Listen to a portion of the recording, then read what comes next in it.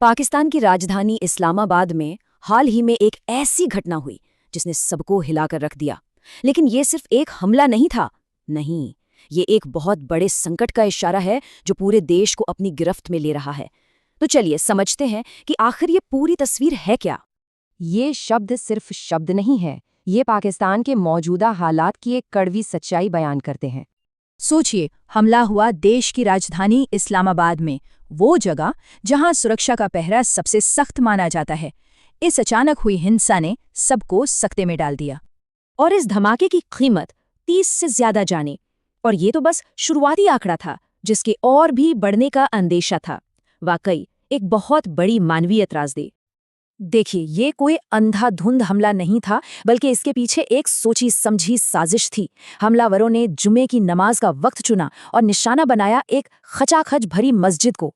एक suicide bomber ने gate पर ही खुद को उड़ा लिया, जिसमें 30 से ज्यादा लोगों की मौत हो गई और 160 से ज्यादा लोग घायल हो गए।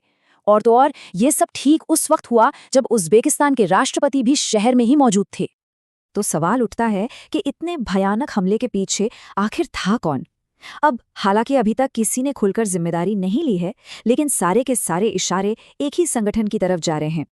पाकिस्तानी सरकार संदिग्धों को फितना अल खराजी कहती है। ये एक अरबी टर्म है जो टीटीपी यानी पाकिस्तानी तालिबान के लिए इस्तेमाल होता है। इसमें फितना का मतलब है अराजकता या केओस, और खराजी का मतलब है वो लोग जो किसी शासक के खिलाफ बगावत करते हैं। ये शब्द सरकार के नजरिए को साफ दिखाता है।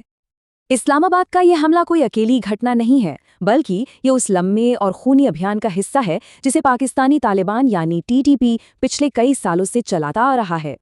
सिर्फ पिछले 1 साल की बात करें तो टीटीपी ने 1000 से ज्यादा हमले किए हैं। ये नंबर ही अपने आप में इस विद्रोह के पैमाने को बताता है। और इन हमलों में करीब 4000 लोग मारे गए। इनमें आम नागरिक, सैनिक और आतंकी सभी शामिल थे। आप सोच सकते हैं कि ये कितना बड़ा नुकसान है। और जो बात सबसे ज्यादा चिंताजनक है वो ये कि ये हिंसा कम होने का नाम ही नहीं ले रही, बल्कि और भी ज्यादा बढ़ रही है। सिर्फ जनवरी के महीने में ही हमलों में 28% की बढ़ोतरी देखी गई है। और ऐसा नहीं है कि ये हिंसा किसी एक इलाके तक ही सीमित हो। खैबर पख्तूनख्वा से लेकर बलूचिस्तान तक टीटीपी के हमले पूरे देश में फैल रहे हैं। मतलब ये अब एक राष्ट्रव्यापी समस्या बन चुकी है। पर टीटीपी पाकिस्तान के लिए अकेला खतरा नहीं है। कहानी यहीं खत्म नहीं होती। देश एक और भी मोर्चे पर लड़ रहा है, जो इस पूरी सुरक्षा स्थिति को और भी ज्यादा पेचीदा बना देता है। जी हाँ, ये दूसरा मोर्चा है बलूचिस्तान का। यहाँ अलगाववादी समूह पाकिस्तानी सरकार के लिए एक बहुत बड़ी चुनौती बनकर उभरे हैं।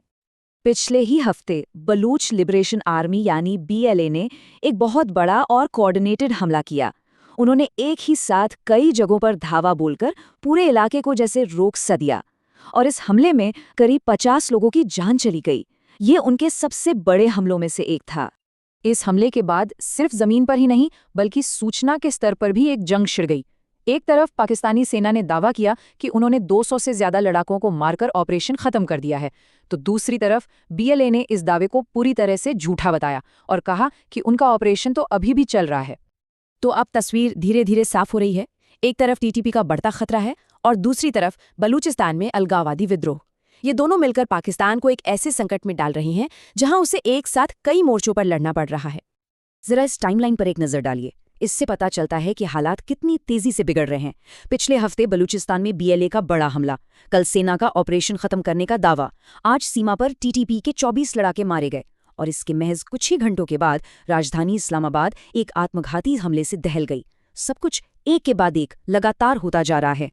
तो कुल मिलाकर बात यह है कि सरहदों से लेकर देश की राजधानी तक पाकिस्तान आज हर तरफ से सुरक्षा की चुनौतियों से घिरा हुआ है। ये कोई एक इलाके का नहीं, बल्कि एक देशव्यापी संकट है। और ये सब हमें एक बहुत बड़े सवाल पर लाके खड़ा कर देता है। जब देश हर तरफ से ऐसी हिंसक चुनौतियों से घिरा हो, तो वो अपने भविष्य को सुरक्षित करने के लिए आखिर क्या करेगा? ये एक ऐसी दुविधा है जिसका जवाब खोजना पाकिस्तान के लिए बेहद जरूरी हो गया है।